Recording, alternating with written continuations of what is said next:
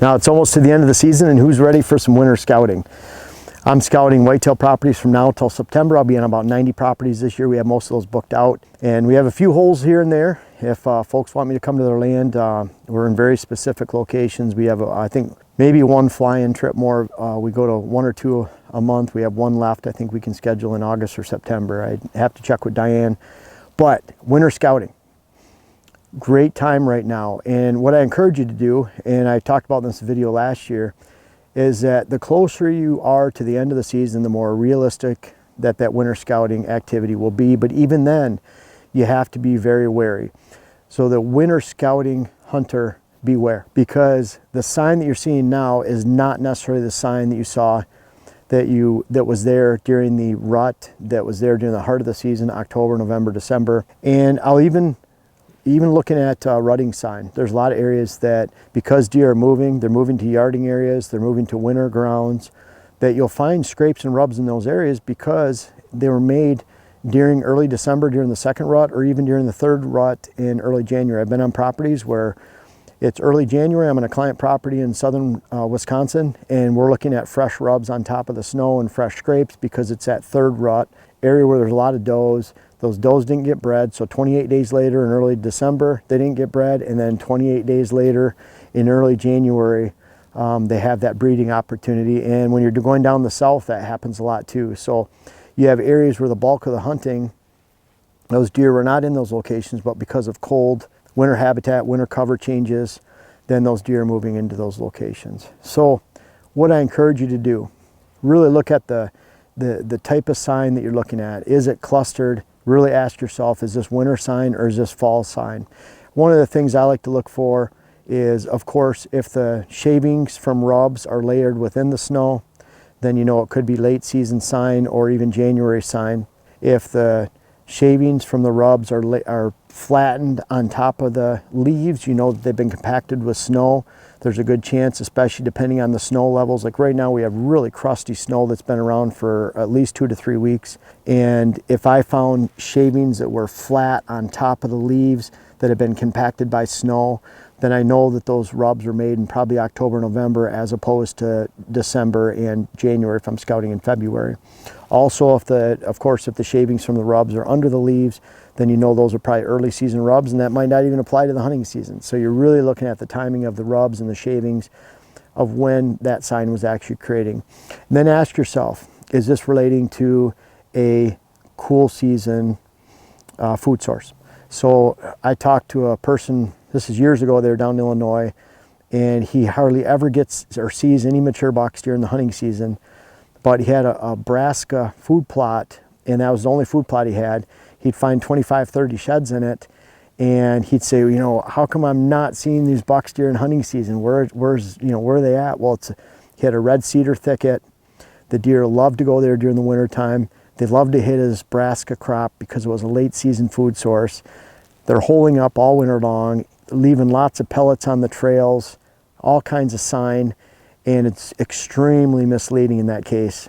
Most of the time, where you find cool season standing crops, there's a cornfield directly up above right now that's still standing about a half mile away from here. And those bucks are really scattered through the rut, and they start to hone in on that cornfield, that standing cornfield, especially when it gets cold in late November to January, and especially January and February if it's still standing. And that's very misleading. You can imagine the sign that's going to be up there if someone were to scout it in the spring and base their hunting decisions on that sign. It can be just very misleading. And so really beware when you find that sign. You know, ask yourself hard, are they relating to that food source? And it's no different. I'll see bait piles in the UP in Michigan where I used to live. Tons of rubs around there, scrapes within 200, 300 yards. Lots of pellets where does were bedding on a hidden knoll about 150 yards away, and listen to that hunter come in and out of their blind every single day. But very misleading as it relates to a natural movement that you can count on and bow hunt October, November, unless that bait's actually there. And it's no different than a standing cornfield, a late season brassica only plot. We like to diversify our plots so that they're actually hitting them from September all the way to January, including brassica, oats, rye, wheat, radish, rape, turnips, late planted beans. There's a lot of variety that we can put into one food plot, even planting 2 separate halves of that food plot where we can have enough diversity to last the entire season. So ask yourself, is this a late season food source? Now, second, ask yourself, is this a winter cover area? If you're looking at cedar swamps, conifer swamps where deer are getting thrust into because of cold weather, a lot of that conifer that deer seem to seek heavily, extremely heavily during the extremity of weather and blizzards and cold weather, they're not hitting for the rest of the year. So they might hit it 11 months out of the year. I mean, 1 month out of 12.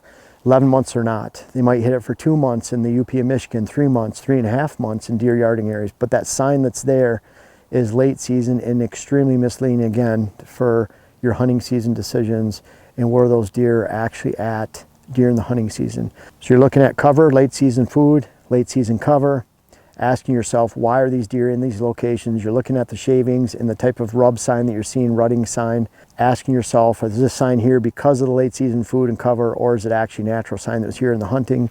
You can actually look at some of the shavings to determine that of the rubs on the top of the leaves, below the leaves, or in the snow. And then finally, are you finding sheds in these areas or not? I can guarantee we shot 4 bucks on this land, 30 acres of cover, that were 4 to 6 years of age on this land this year, and we might shoot a 5th. And in this location, we found, I think, 3 sheds in total for the years that we've been hunting it since 2014.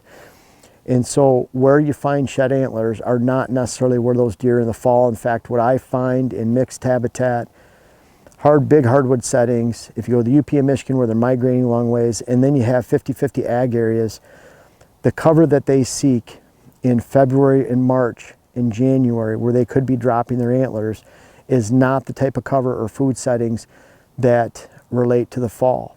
And so that's why on the lands that I manage and that I try to pursue, I'm not finding a lot of sheds on, because I'm building fall parcels.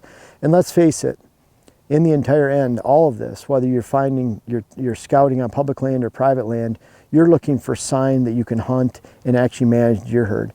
On small properties, and I'm not saying a 500 acre to 1,000 acre parcel is small, but as in terms of how you can manage deer on it, it doesn't encompass the daily life 365 of a deer herd.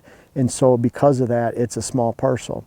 But most of us, even the average QDMA member, I remember years ago they did a survey, it was right around 100 acres. My average client's around 100 acres. I've had several clients already. Out of that 7, 2 were 25, another one was 30 acres.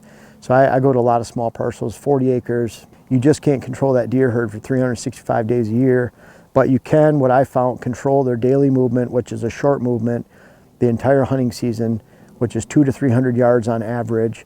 You have to have that third feeding of the day, which is their most important feeding right before dark. They feed 5 times in a 24-hour period. And that's what you need to focus on, is the fall.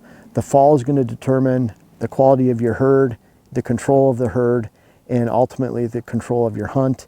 So you might not find sheds, but you might be hunting the big bucks and being able to control the herd and actually mold and shape the herd in a quality herd. And that's what we do on the parcels that I'm looking at. I'm looking at fall cover, fall food. I'm looking at that cover being attractive starting sometime late August, early September, especially in the case of food plots, and then having that high stem woody regen where deer can actually hold deer in the fall, moving forward. And really, when it comes down to it, when you're scouting, are you scouting fall habitat or winter habitat, spring habitat, summer habitat? It's all different, especially when it comes to small parcels. And I want you to be on the right track with your scouting efforts, and always in every deer habitat, deer scouting, deer decision, ask why. When you're asking why are deer here at this time, and does that mean they're not going to be here at another time? Why are they feeding here now? Why were they not feeding here in the fall?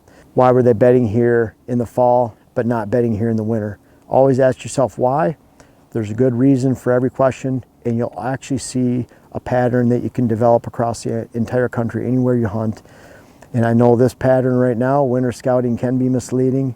Ask yourself why the deer are there in the first place, and you'll not only find where they are at right now during the winter, but where they should be in the fall, and how that affects your hunting and how you can create a great hunt this next season.